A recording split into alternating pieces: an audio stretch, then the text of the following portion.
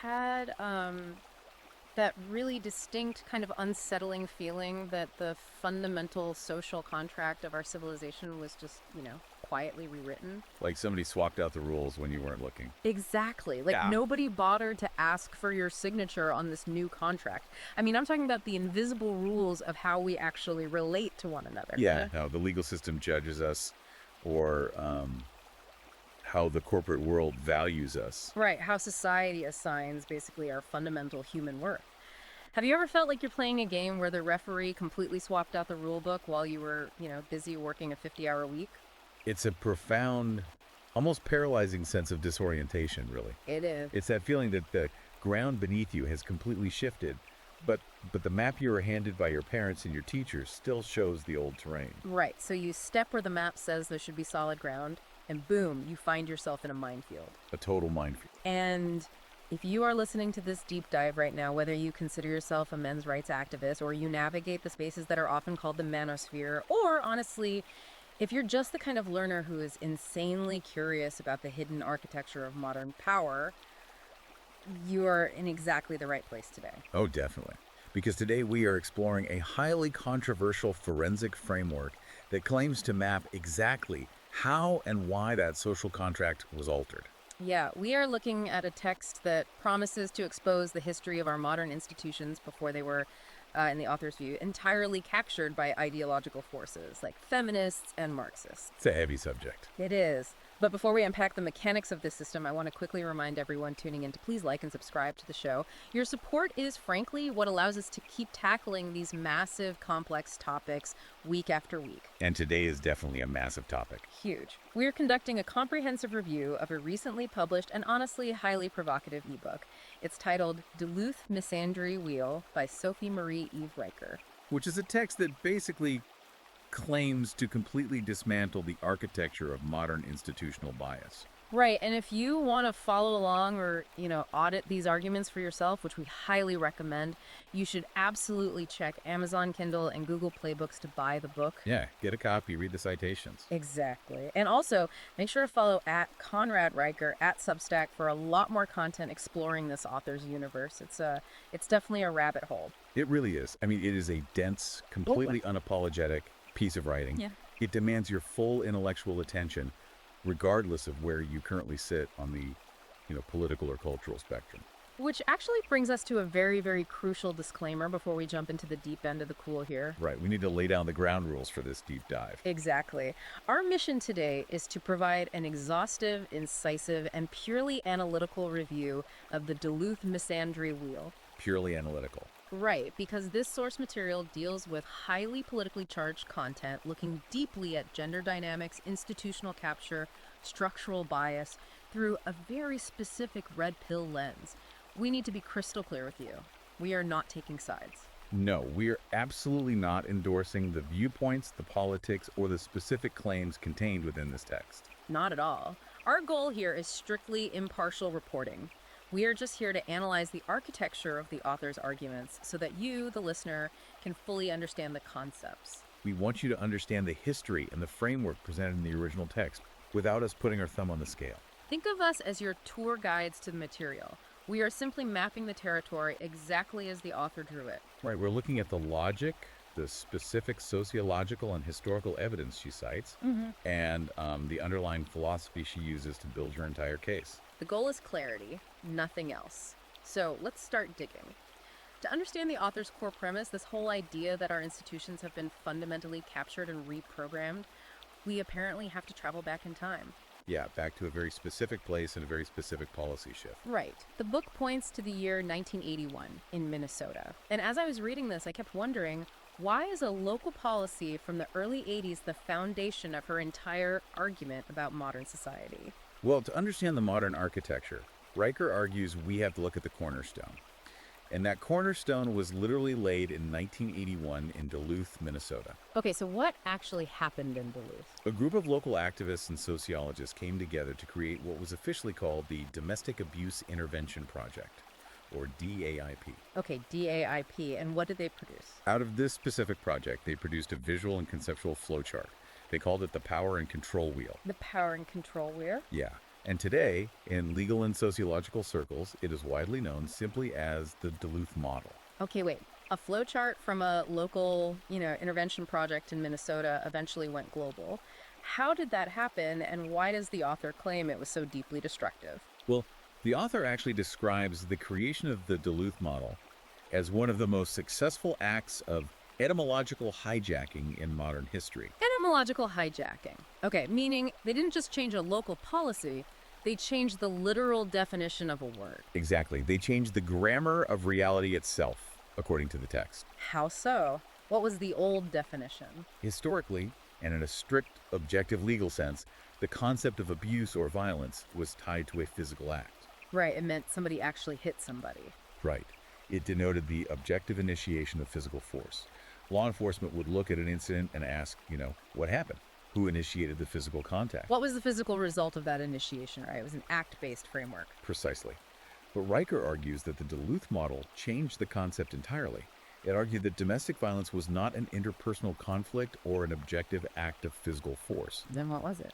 It was redefined as an inherent symptom of masculinity and patriarchal control. Okay, wow. So the crime is no longer defined by what actually occurred in the physical world, but by the biological sex and the presumed societal power of the person standing in the room.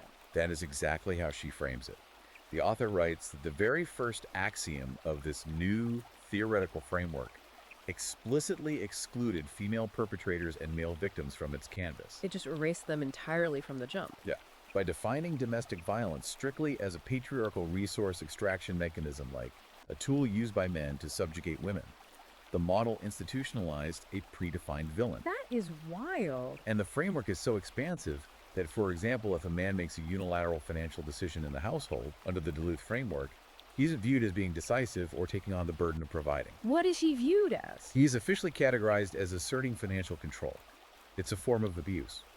The book points out that the concept of male privilege itself is literally printed on the wheel as a distinct form of abuse. Wait, hold on. So just existing in a traditional masculine role or exhibiting traditional male behaviors like, stoicism or financial management is classified by this model as an ongoing crime scene. That is exactly the author's contention, yes. Mm-hmm. The model presumes that the masculine structure itself is inherently coercive.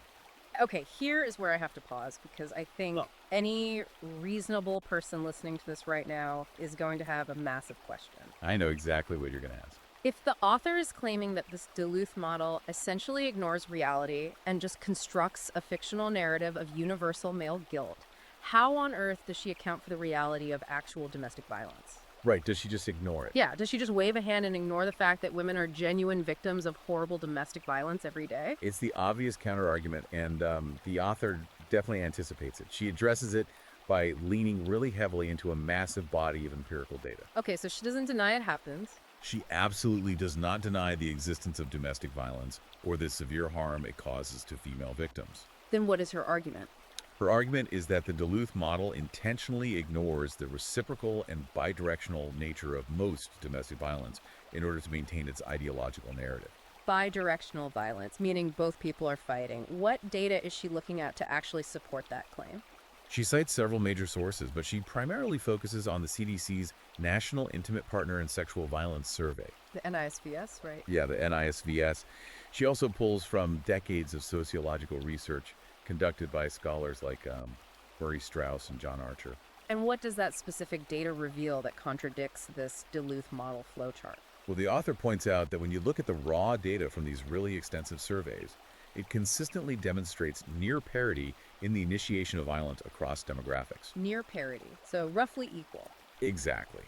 The research she cites indicates that women initiate and carry out acts of domestic aggression, like slapping, throwing objects, hitting at rates that are equal to, and in some specific demographics, even exceeding those of men. Wow. So the data suggests the actual initiation of conflict is relatively symmetrical in a lot of households. Yes.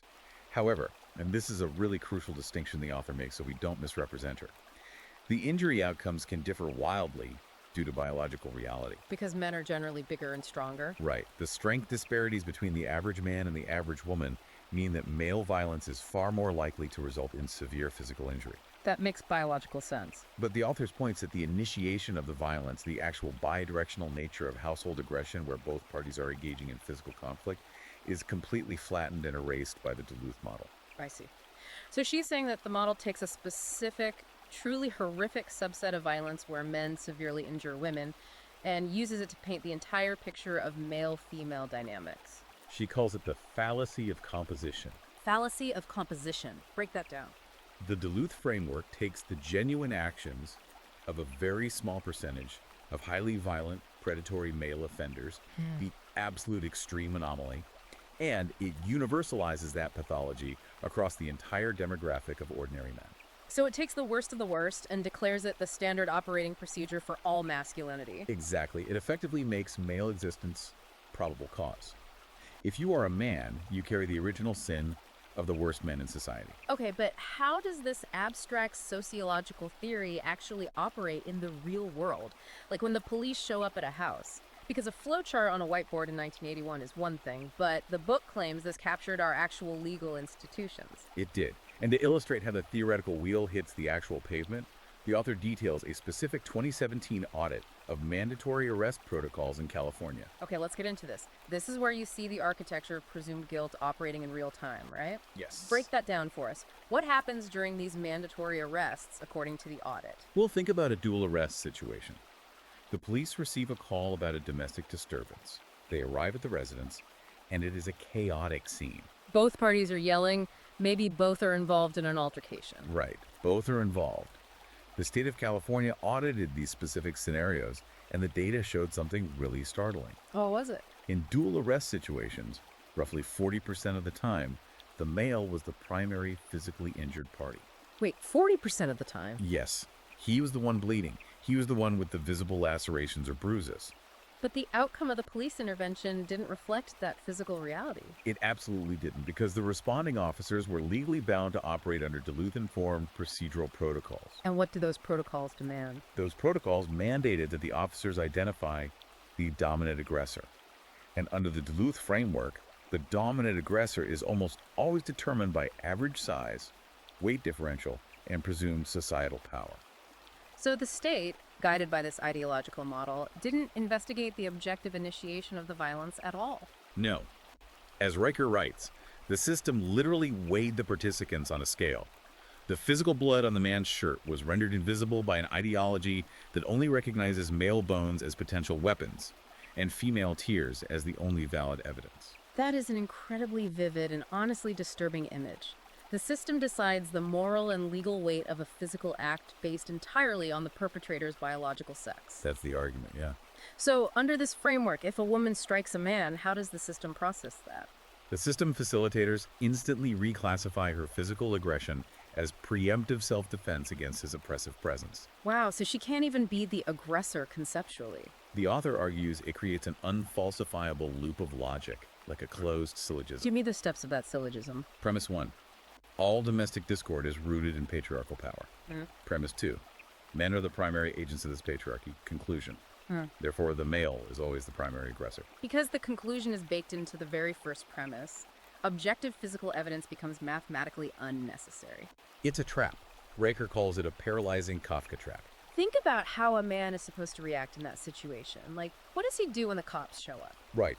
If the police arrive and he is silent, the Duluth manual suggests he is withdrawing to assert emotional control.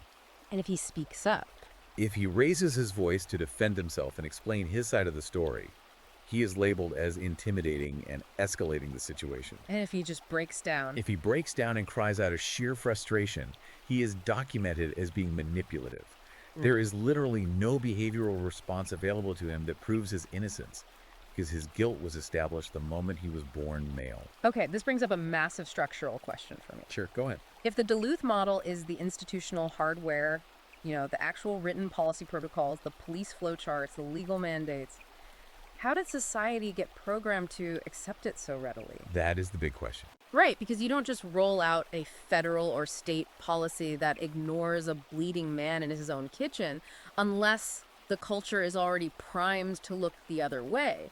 The public has to be, on some level, okay with that blindness. This is perhaps the most fascinating layer of the author's analysis. Mm. She argues that the hardware of the Duluth model was easily installed because human beings run on a very specific psychological operating system. What does she call this operating system? She points to a concept called gamma bias. Gamma bias. I was chewing on this concept a lot while reading, and I actually want to test an analogy with you to see if I am grasping the author's mechanics here. Yeah, let's hear it.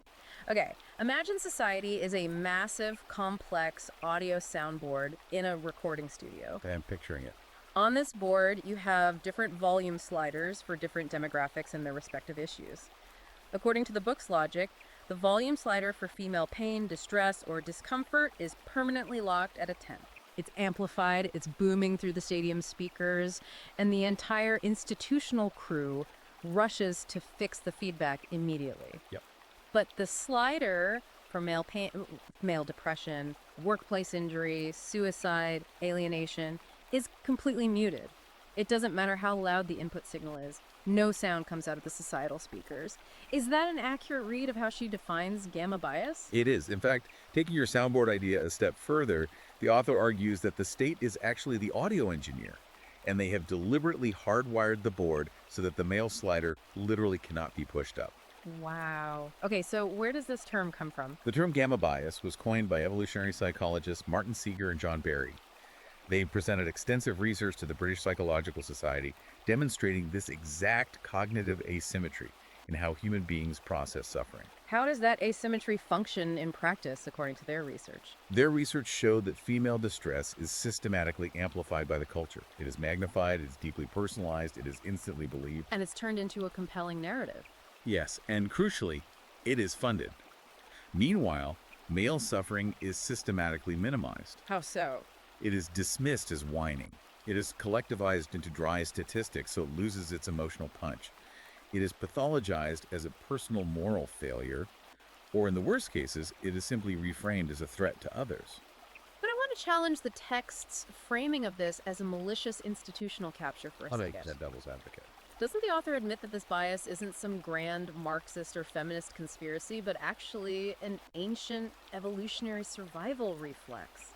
I mean, aren't we just biologically wired as mammals to care more about the safety of females? She absolutely acknowledges the biological root of it.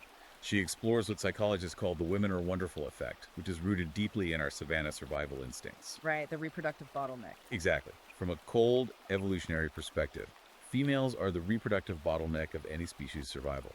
You can rebuild a tribe with a few surviving males and many females. But you cannot rebuild it with many males and few females.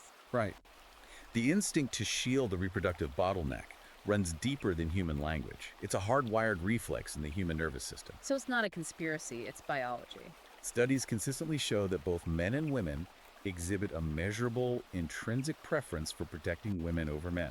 Okay, so if she admits that it is a completely natural biological reflex, why is she arguing that it is a profound societal problem? Because the author leans heavily into classical philosophy to make her point here. She draws on Aristotle, the Stoics, and the natural law tradition. And what do they say about natural reflexes? She argues that an evolutionary instinct is not a moral ethic. A biological reflex is not a principle of justice. Ah, I see. What separates a highly advanced just civilization from a savanna pack is our intellectual capacity to recognize a primitive biological bias and intentionally correct for it. Correct for it through reason, objective truth, and equal application of the law. We are supposed to rise above the savannah. Exactly. But her contention is that modern institutions have done the exact opposite. They haven't corrected for gamma bias. They have weaponized it and codified it into binding legal procedure. They took a biological blind spot and made it the law of the land. They have taken an ancient evolutionary reflex and turned it into the operating system of the modern administrative state. And the book uses a really striking historical metaphor to illustrate this, what she calls Titanic arithmetic. Yes, the sinking of the Titanic is the perfect encapsulation of the old chivalric contract. Yeah. The order given on the deck was women and children first. Right. That moral arithmetic assumed, without question, that male bodies were expendable by design. It assumed that a man's life was literally worth less than a woman's safety and comfort. And Riker argues that the specific moral arithmetic has never actually been repealed by modern society. It has just been bureaucratized. Right. We no longer ask men to stand on a sinking ship. but we ask them to absorb the crushing weight of the economic and social infrastructure in absolute silence. And she backs up this claim of male disposability with some incredibly heavy statistics. I mean, the numbers she lays out regarding where the actual physical suffering happens in society are incredibly stark. They are undeniable. She cites Bureau of Labor Statistics data showing that men account for over 92% of all workplace fatalities. 92%, that is a staggering number. Men lay the boiling asphalt, they maintain the high voltage power lines, they work the deep sea oil rigs, they log the forests. They do the dirty, dangerous, and often lethal labor that keeps the physical infrastructure of civilization from collapsing overnight. Furthermore, she cites CDC data showing that men account for nearly 80% of all suicide deaths. 80%. They constitute the vast, overwhelming majority of the unsheltered homeless population, the incarcerated population, and the victims of violent street crime. Yet, when you look at those massive, glaring disparities in suffering and mortality, the institutional response, the funding, the media attention, the federal grants doesn't match the crisis at all. It's the empathy gap in full operation. The author points out that male-specific health initiatives, male suicide prevention, or programs aimed at unsheltered men receive only a microscopic fraction of the public and private funding that is automatically directed toward female-centric initiatives. It goes back to the soundboard analogy. If a female demographic voices pain or disparity, the administrative state activates immediately. Task forces are formed, Title IX staff are deployed, HR teams mobilized, crisis guides are printed, and federal grants are issued. And if a male demographic voices pain, If a man voices pain, he is largely told to pull himself up by his bootstraps to stop being fragile. or increasingly his pain is diagnosed by the therapeutic state as a symptom of his own toxic masculinity. Exactly. The bureaucracy simply doesn't solve male problems because it doesn't know how to metabolize male suffering into budgets, staff positions, and political capital. So two people can experience identical harm. For one, the system treats it as a systemic crisis demanding a massive federal grant. For the other, it's treated as a personal, moral failure to be filed away in the dark. That is gamma bias in a nutshell. Okay, so if this cognitive distortion, this gamma bias, is the water we are swimming in, how does it alter the daily interpersonal relationships between ordinary men and women? Right, because it's not just a top-down government thing. No, it's happening in living rooms and on dates. And this brings us to a concept the author calls state husbandry, which really stuck with me. How did the fundamental deal between men and women change? To fully grasp state husbandry, we have to examine the historical contract of chivalry, which the author views through a very unromantic analytical lens. Okay, so take the romance out of it. What was historical chivalry? She describes historical chivalry as a brutal but ultimately reciprocal transaction. Historically, a man offered protection, provision, and sacrifice, often laboring unto death to secure resources. He provided the physical security. But in return for taking on that immense life-shortening burden, he received reciprocal rights from the culture and his partner. What were those rights? He was granted authority within his household, he received a cultural expectation of female loyalty, he was afforded communal respect as a patriarch, and he had guaranteed paternity and access to his children. So you give something massive, you get something substantial in return. It may have been a harsh, unforgiving contract shaped by a hard world, but it was a mutual exchange. Right, it was balanced. But modernity, according to Riker's framework, performed a remarkable, almost invisible feat of historical extraction. What did modernity do? It kept all of the traditional male obligations the culture still demands: his provision, his grueling labor, his massive tax revenue, his physical protection in times of crisis. But it voided the rest. It completely voided all the reciprocal rights and respect that made those heavy obligations tolerable in the first place. And who facilitated that voiding of the contract? The author argues it was the government. The state stepped in as the ultimate middleman. Exactly. The government, in the author's view, didn't actually abolish the patriarchy. It simply nationalized it. It nationalized the patriarchy. Yes. The state positioned itself as the surrogate husband. Think about the mechanics of taxation and welfare.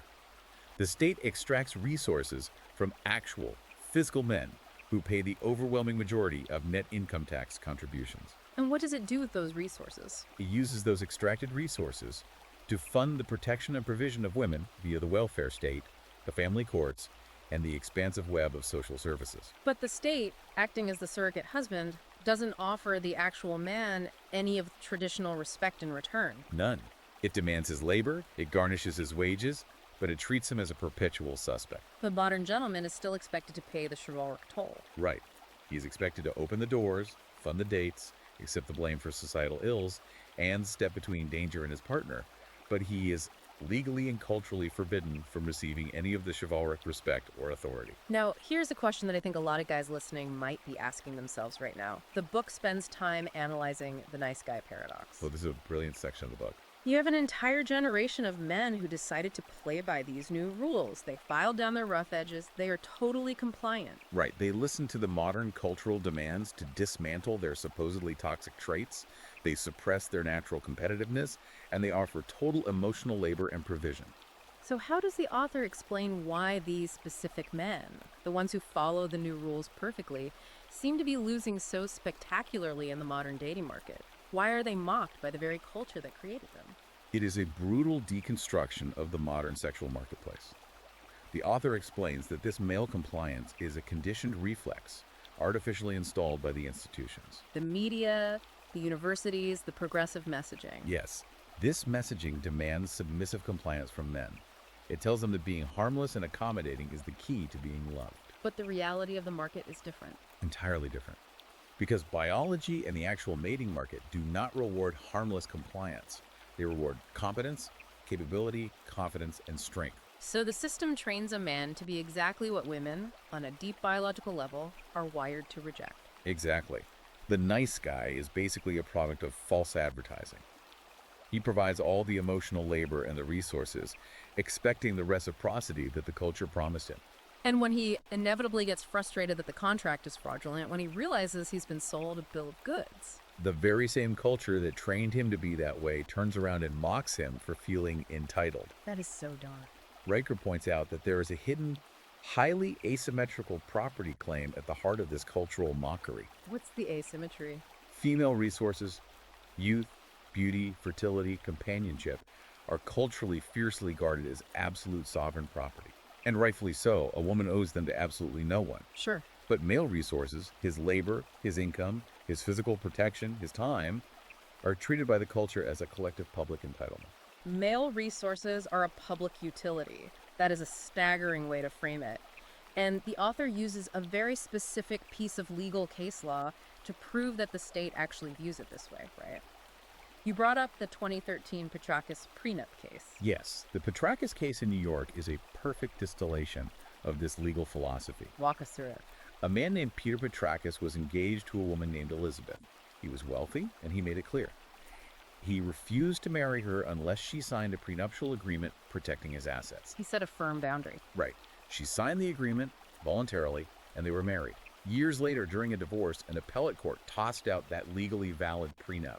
Why? On what grounds could they toss a voluntary contract? Because the court deemed that Peter pressuring her by refusing to marry her without the contract was a form of unconscionable coercion. Let me make sure I'm following the legal logic here. A man setting the financial terms for access to his own assets prior to entering a voluntary contract is considered by the state to be coercion. That is the author's exact point. She calls it a stunning legal sleight of hand that reveals the underlying architecture. Unbelievable. A man attempting to enforce the terms of his own labor and wealth becomes a coercive villain, while the woman seeking unimpeded access to his assets becomes a victim of his financial abuse. It reveals the judicial axiom that male resources are a public utility, and attempting to restrict female access to them is prima facie evidence of an abusive character. Exactly. And you see this exact same entitlement translating directly to the dating apps, where the evaluation of male worth is laid bare in the data. Right, the book cites that infamous 2014 OkCupid data. The OkCupid data is legendary in these analytical circles because it revealed the raw psychology of the market. What did the data show? The data showed that women on the platform rated a full 80% of all male profiles as below average in attractiveness. Which is mathematically and statistically impossible. You can't have 80% of a population be below the median. Exactly. It's statistically impossible, but it is psychologically revealing. It shows that the standard for male adequacy has been artificially hyperinflated by the culture, while the expectation of male provision and utility remains absolute. The compliant man, the one who listened to the modern rules, is left holding the bill for a paradox he didn't design in a market where 80% of his peers are deemed unworthy of basic attraction. It's a brutal reality check. Okay, so we've established that this extraction is happening on an interpersonal level in dating, in marriage, and how we view each other. But the author argues that this didn't just happen by accident, it has been weaponized by massive bureaucratic structure. Right, the Leviathans. Yes, the leviathans of institutional capture. How exactly did the state take over the role of the husband on a macro level? Let's spend some real time breaking down the three major institutions she cites because these are the pillars of society. Let's start with law enforcement and the family courts. We touched on law enforcement earlier with a 2017 California audit, where we saw the Duluth model operating in the field. But the real question is, how did local police departments across the entire country get forced to adopt these protocols? Right, they didn't all just read the same sociology paper. No, the answer is funding. The financial engine behind law enforcement's ideological capture was the 1994 Violence Against Women Act, commonly known as VAWA. I remember the book stating this bill unleashed an unprecedented amount of federal money. How did it change the mechanics of local policing? It authorized approximately $1.6 billion in federal grants over its first decade alone. 1.6 billion. But this massive influx of cash came with very specific ideological strings attached. Police departments that adopted the mandatory arrest protocols. We discussed protocols that disproportionately target men, regardless of who actually initiated the violence, received lucrative federal grants and Department of Justice funding. So they could buy new cruisers, hire more officers, and expand their budgets. Right. And if a local police chief looked at the Duluth theory and said, "This doesn't make sense, I want my officers to use their objective discretion." What happened to them? If a department questioned the underlying theory or refused to adopt the mandatory arrest frameworks, they were cut off from the federal trough. Their budgets withered while neighboring jurisdictions expanded. So institutional capture means the state's financial survival literally became tied to the ideological compliance of its officers. You follow the money and you find a theology. The police didn't necessarily become ideological, they became pragmatic. They needed the grants. And what happens when those men arrested under these incentivized protocols are fed into the family court system? What are the mechanics of that Leviathan? The family courts operate on what the author describes as an invisible, impenetrable maternal presumption. What's the data behind that? She cites extensive Census Bureau data and family law analyses showing that mothers receive sole or primary physical custody in approximately 82% of contested cases. 82%. The standard justification you always hear for that number is that the mother is traditionally the primary caregiver. How does the author respond to that? Riker argues that the primary caregiver standard is entirely circular logic designed to launder a biological bias.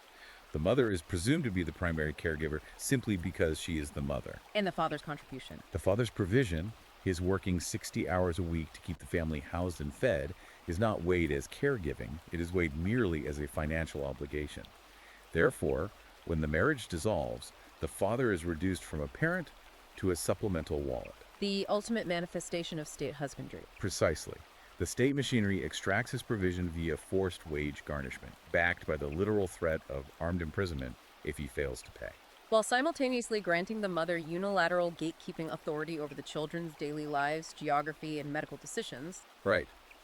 The father's role is stripped of all authority and reduced to a financial substrate.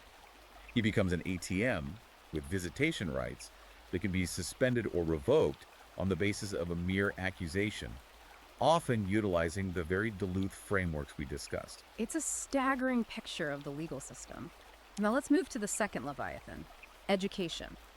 The book argues there is a systematic institutional pathologizing of boyhood happening in our schools. And it starts with who is actually in the building. The demographic shift in the education system over the last 40 years is monumental, and it fundamentally changed how children are socialized. What are the numbers? In 1980, a typical American elementary school student had roughly a 1 in 3 chance of having a male teacher. The male presence was normal. And today? Today, the author notes that probability has collapsed to roughly 1 in 10. And if you look at early childhood education, kindergarten, preschool, it is closer to 2 or 3%. The male presence in the foundational classroom has been systematically eradicated. Why did the men leave? And what is the result of that hyper-feminized environment on young boys? Men left because the environment became hostile to male authority, and the pay didn't justify the immense risk of false accusation that comes with being a male around children today. And the result for the boys? The result, Riker argues, is that normal, biological masculine energy competitiveness, physical risk-taking, boisterousness, the need to challenge boundaries, is no longer managed, channeled, or mentored by older men who understand it. Instead, it is diagnosed as a clinical disease by a female-dominated administrative staff. Exactly. So, a 6-year-old boy acting like a 6-year-old boy is treated as a medical issue. The feminized school system demands total compliance, emotional articulation, and absolute physical stillness. And when a boy naturally biologically resists that environment? The system doesn't reconsider its pedagogical premise. Yeah. It doesn't ask, are we teaching in a way that boys learn?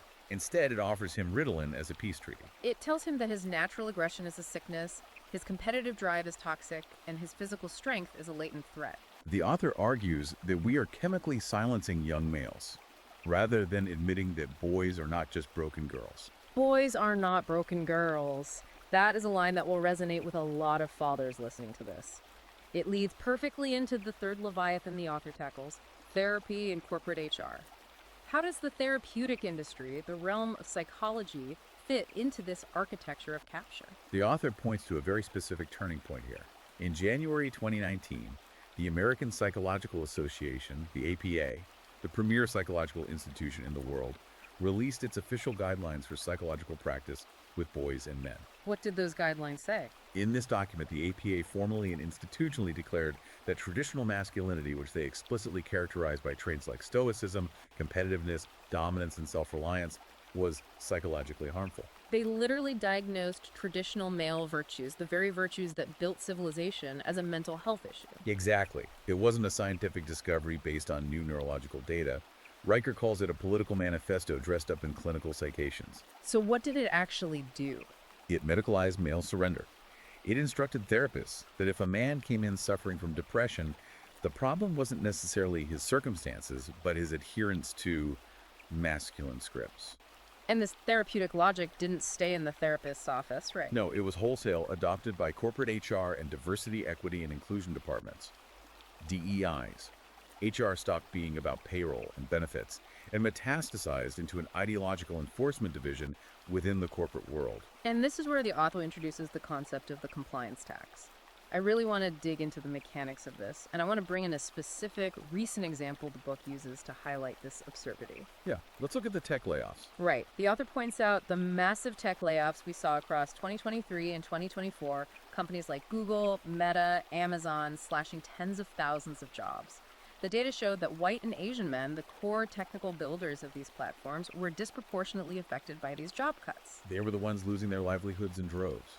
Yet, despite being the ones fired, the corporate diversity mandates and HR communications still actively targeted them as the privileged, overrepresented oppressor class. How does the author explain this glaring contradiction? How can you be the oppressor when you're the one in the unemployment line? She explains it by dissecting the true function and survival mechanism of these bureaucracies. Bureaucracies, especially modern DEI and HR departments, do not exist to solve problems or increase corporate efficiency. What do they exist for? They exist to metabolize female victimhood and minority grievance into organizational budgets, staff positions, and jurisdictional expansion. And the compliance tax. The compliance tax is the literal and emotional toll extracted from masculine techno-competence to fund this parasitic apparatus. Walk us through how that extraction happens in a corporate setting, because male competence is viewed as inherently suspect, right? Oh, yes. The HR department functions as a parallel legal system within the corporation, and it entirely discards strict, objective evidentiary standards. But they don't look at facts. Under the therapeutic model adopted by HR, a woman's subjective feeling of discomfort carries vastly more institutional weight than a man's objective performance metrics or technical output. Give me an example of how that plays out. Imagine a meeting. If a male engineer raises his voice to forcefully debate a technical point about software architecture, he is documented by HR for creating a hostile environment or exhibiting toxic traits. Even if he's right about the software. Right. But if a female colleague breaks down in tears because she felt his tone was dismissive, she is offered wellness resources, paid leave, and her emotional state is treated as absolute truth.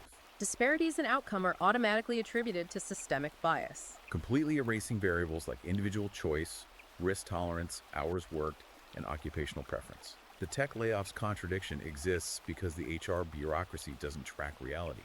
It tracks a preconceived narrative. And what does that narrative dictate? The narrative dictates that men must always be the oppressors, even when they're the ones being fired. Because if men are not the oppressors, the HR department loses its justification for existence. Yeah. It is a self-licking ice cream cone of bureaucratic survival. It's a completely closed loop system. But hearing all of this laid out, the courts, the schools, the corporate HR departments, it begs a massive, obvious question. Why doesn't anyone fight back? Exactly. If this system is so heavily skewed, if the architecture of presumed guilt is so pervasive and so damaging to half the population, why don't more people notice it? Why isn't there mass organized outrage from men? The author's answer to this is fascinating. She doesn't just blame male apathy. What does she point to? She points to a very specific mechanism of linguistic manipulation in media algorithms. She calls it female fogging. Female fogging. That is such a specific term. It is a brilliant conceptualization of institutional gaslighting. It explains why men feel paralyzed rather than mobilized. The author describes fogging as the most powerful weapon in the modern ideological arsenal. How does fogging work? It is the accusation with no fixed address. It floats, it mutates, it changes shape, and the moment you try to pin it down with logic or request specific evidence, you are told that your very demand for evidence is proof of your defensiveness and therefore proof of your guilt. The fog machine. It leaves conscientious men lying awake at night trying to solve unsolvable puzzles. Because conscientious men, especially men who are builders and engineers, are raised to believe that problems have rational solutions. They believe that conflicts can be resolved through good faith dialogue and objective analysis. So when they are hit with a fogging accusation, Like you're being aggressive or you're making me feel unsafe, they exhaust their mental resources, replaying conversations, analyzing their tone, searching for the offending remark, drafting apologies for crimes they can't even clearly identify. they try to fight fog with a calculator. You mentioned HR earlier. How does this fogging actually work mechanically in a corporate or institutional setting? The author talks about a specific logical fallacy used to maintain the fog. Yes, she applies the Motte-Bailey fallacy to modern HR and social dynamics. Walk me through the Motte-Bailey. It operates like this. A female employee files a complaint making a radical, highly damaging claim. This is the Bailey. She says a male colleague is harassing her, has an aggressive tone, and is creating a dangerous environment. That is a heavy career-ending accusation. It implies a physical or severe psychological threat. Right. So the male colleague, naturally defending his livelihood, asks the HR investigator for specific evidence. What exact statement did I make? On what date? What specific behavior was aggressive? He tries to pin down the objective act. And what happens when he asks for evidence? When forced to produce actual evidence, the complainant and the HR apparatus retreat to the Mott, a highly defensible, entirely subjective position. She says, I'm not saying he hit me. I'm just saying I felt uncomfortable in his presence. That's so wrong to express. And how does HR handle that retreat to the subjective feeling? The HR investigator, who is trained in trauma-informed protocols that explicitly treat skepticism of a claim as a form of re-victimization, records the complaint as substantiated. Wait, really? Without evidence? Because the feeling of discomfort was reported, and feelings, by definition, cannot be falsified. You cannot prove she didn't feel uncomfortable. So he's penalized for a feeling. The man receives a permanent mark on his record. His promotion is stalled, based entirely on a subjective emotion he supposedly caused, without a single objective behavior ever being verified. The fog dissipates, but it leaves a permanent residue on the man's life. That is maddening. It is language capture operating in real time to destroy careers.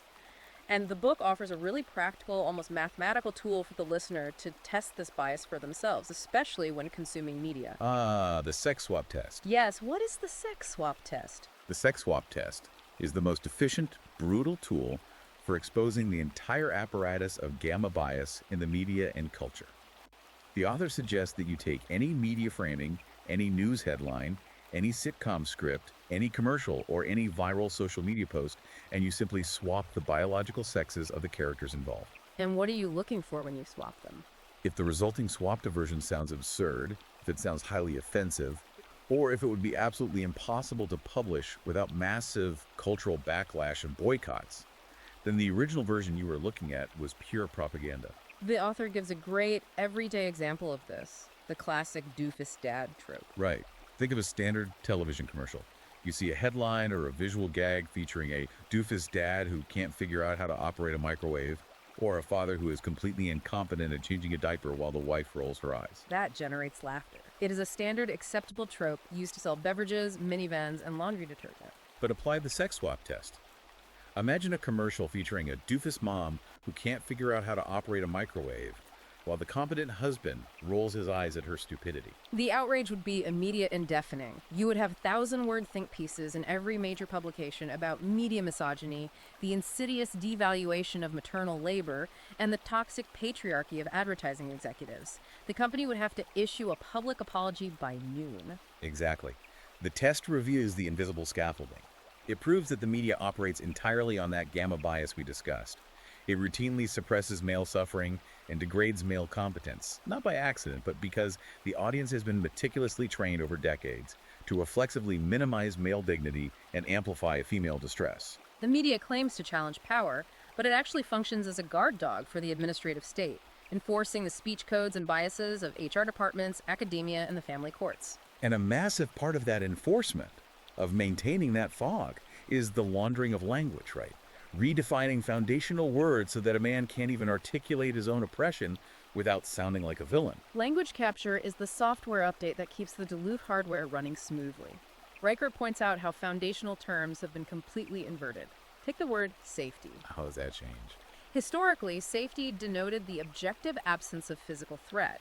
Now it has been laundered through academia and HR to mean female emotional comfort or the absence of male intellectual defiance. Trauma is another one. It ceased to describe a clinical psychiatric response to severe, verifiable danger and was expanded to become a unilateral rhetorical veto over shared reality. If someone claims trauma in an argument, the debate is instantly over. And what about terms that are specifically targeted at men? Things like mansplaining or toxic masculinity. Riker is adamant that these are not clinical terms or objective behavioral descriptions. They are rhetorical weapons engineered to preemptively dismiss male speech and pathologize male nature. How does she break down mansplaining? Mansplaining pathologizes the male communication style, which is typically direct, fact-oriented, and debate-driven as inherently condescending, regardless of the actual factual content of his speech. It ensures that a man's logic is never actually debated on its merits. It is only diagnosed as a character flaw. And toxic masculinity is the ultimate linguistic trap. It reframes the very traditional male virtues that built society's stoicism, provision, physical protection, risk-taking as psychological defects. If you control the dictionary, you rebuild the infrastructure of reality itself. You don't need to defeat a man's argument if you have already defined his voice as an act of violence. It is a genuinely bleak, claustrophobic picture. We have just spent the better part of an hour touring a massive interlocking architecture of presumed guilt, evolutionary cognitive bias, state-sponsored economic extraction, and linguistic manipulation. It's a lot to process. It is.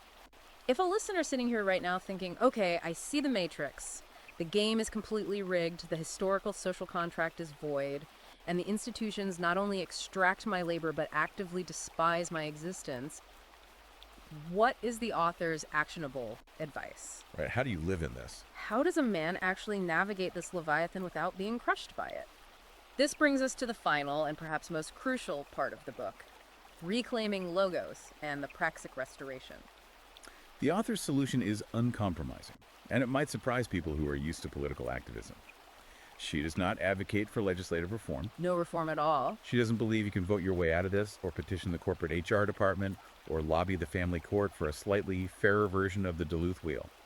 She views the institutions as fundamentally captured and unreformable from within. So what is her solution? Her solution is absolute individual rejection. She calls this philosophical stance reclaiming logos. Reclaiming logos. Logos in the classical sense meaning reason, objective truth, the underlying order of the universe, the word. Yes. Aligning yourself with objective, physical reality through reason, uncompromising virtue, and brotherhood. It begins with a profound psychological refusal. A refusal of what? A refusal to internalize collective guilt for historical sins you did not commit. A refusal to speak their captured language. So language is the battleground. The author argues that every single time a man uses terms like toxic masculinity, male privilege, or mansplaining to describe himself or his peers, he is voluntarily handing the system the whip to flog him with. So the very first act of rebellion is linguistic.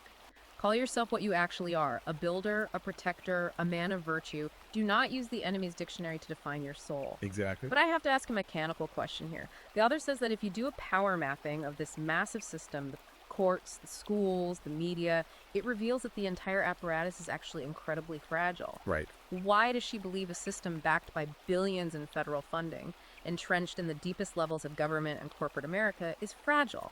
That seems incredibly counterintuitive. It seems invincible. It seems invincible, only until you identify the single hidden fuel source that the entire machine runs on. The ultimate culminating thesis of Riker's book is that this massive multi-trillion-dollar bureaucratic empire runs entirely on one thing: What is it? male compliance. Just compliance. It runs on male physical labor, male tax revenue, and the male willingness to quietly, dutifully absorb the emotional and economic tax levied against them without causing a scene. The silent sacrifice of the builders. Precisely.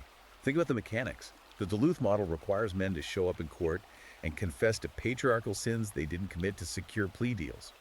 Family courts require men to dutifully work 60-hour weeks to fund the very system that alienates them from their own children. And in the corporate world. Corporate HR departments require brilliant male engineers to sit silently through degrading diversity seminars that denounce their nature, and then still show up the next morning to write the complex code that keeps the company profitable. The author points out that men pay the vast, overwhelming majority of net income taxes. Those are the specific taxes that fund the domestic violence shelters that explicitly exclude male victims, the university gender studies departments that pathologize boyhood, and the family court caseworkers who policed fathers. The builder is being forced to purchase the rope for his own hanging, and he's doing it because he thinks it's his duty. But that reliance on male compliance is exactly why the Leviathan is fragile. Bureaucracies, by definition, do not generate actual value. They only extract it from those who do. If a critical mass of men simply refuse to provide the compliance, if they refuse to use the opposition's vocabulary in the workplace, if they demand a strict, objective burden of proof for every HR accusation, if they refuse to apologize for their natural masculine existence, and if they legally minimize their taxable footprint, the machine loses its fuel.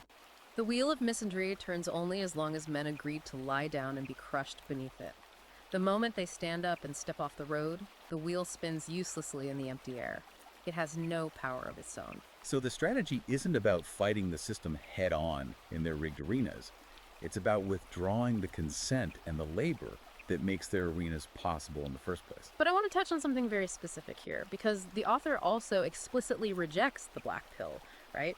For those who don't know, the black pill is that sense of total nihilistic despair and giving up that you sometimes see in these online spaces. Yes, she vigorously rejects the black pill, calling it a market-driven form of pathetic surrender. Despair is just another way of being paralyzed by the system. It's doing the system's job for it. What's her historical perspective on this? Her historical perspective is crucial here.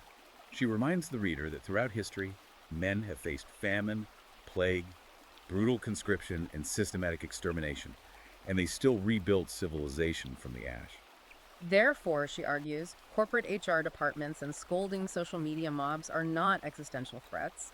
They are merely administrative annoyances elevated to cosmic significance by a fragile, unserious culture. So what is the affirmative action plan? If we are reclaiming logos, what does that actually look like on a Tuesday morning for a guy listening to this? It looks like seeking extreme, undeniable competence. It looks like building strict, unyielding personal boundaries. It means offering your commitment, your hard-earned resources, and your physical protection only where there is demonstrable reciprocal respect and value. The rule is simple. Do not cast pearls before a system that rewards you with contempt. It means seeking grueling physical challenge instead of wallowing in emotional narration. It means finding real brotherhood with other men who are sharpening their minds and bodies, rather than relying on professional, state-licensed therapists who are paid to pathologize your stoicism. The man who masters a difficult trade, who supports a family that genuinely respects his authority and sacrifice, who raises children with discipline, and who speaks the objective truth without hedging or apologizing. That man is the living, breathing refutation of the entire Duluth model. He doesn't need to win the debate against the captured institutions. He is the debate, and by simply existing in his competence, he has already won. The emperor does not apologize for his existence. That is a tremendously powerful takeaway to wrap your head around. It's the core message of the book. All right, let's bring this deep dive to a close. We have just taken a massive, highly controversial forensic tour through the hidden architecture of modern institutions, viewing them entirely through the distinct lens of men's rights and red pill frameworks, as presented by Sophie Marie Eve-Reicher. We've examined the history and the etymological hijacking of the Duluth model, the biological and societal engine of gamma bias, the brutal economic realities of state husbandry, and the linguistic fog used to maintain the system's power over the minds of men. And I want to restate as clearly as possible that our goal today was impartial exploration.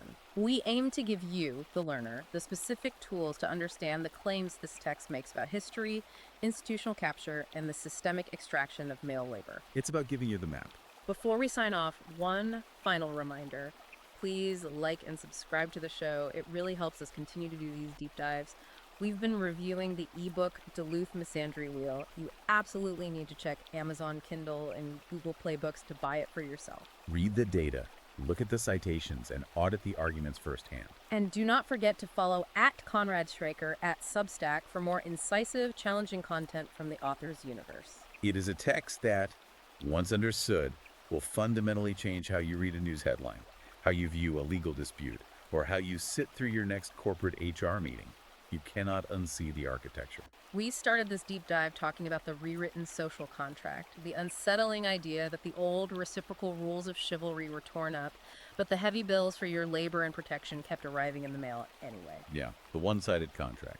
So I want to leave you with a final provocative thought to mull over, something that builds on everything we've unpacked today. Let's hear. If the author is correct, if the modern administrative state and its sprawling institutions rely almost entirely on the silent, unthanked physical labor, the technical competence, and the massive tax revenue of men to fund the very bureaucracies she claims demonize them, what happens to the physical and economic infrastructure of our civilization if a critical mass of these builders simply follow the author's advice? What if they actually do? What happens if they step off the wheel? What happens if they universally withdraw their compliance, refuse to pay the emotional compliance tax, and redirect their incredible competence only toward those who offer reciprocal respect? That's the billion-dollar question. Is the modern system a system built almost entirely on managing narratives, laundering language, and processing grievances, actually prepared for a general strike by its own foundational demographic? When the scaffold finally stops apologizing for its strength, does the building stand or does it fall? It's something to think about. Something to think about the next time you're asked to sign a cultural contract you didn't write. Until next time, keep learning and keep questioning the architecture around you.